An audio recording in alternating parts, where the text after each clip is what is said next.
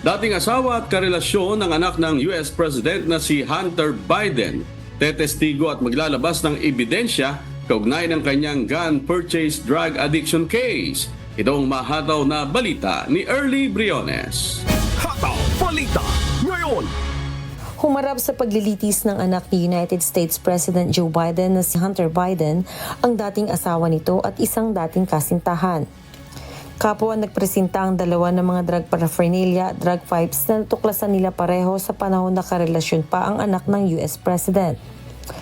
Ayon kay Kathleen Biol, noong July 3, 2015, isang araw pagkatapos ng kanilang wedding anniversary, nang makita niya ang drug paraphernalia at crack pipes sa isang ashtray sa kanilang bahay. At nang kinumpromta umanon niya ang asawa ay dinito itinanggi na siya ay gumagamit ng ipinagbabawal na gamot.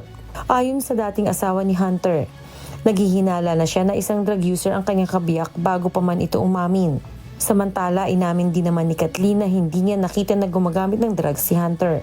Ayon naman kay Zoe Castan, ex-girlfriend ni Hunter, nagkakilala sila ng akusado noong December 2017 sa isang strip club sa New York kung saan siya ay nagtatrabaho. Isinalaysay nito ang mga insidente na nakita niya itong bumili at gumamit ng drugs, pati na rin pagdadala ng illegal drug paraphernalia.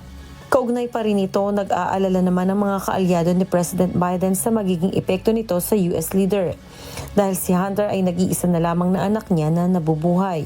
Si Hunter Biden ay naakusahan ng 3 felony cases dahil sa umano na pagbili ng baril samantalang siya ay isang drug addict.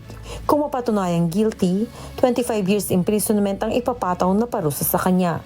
Early Briones, humahataw sa balita ngayon.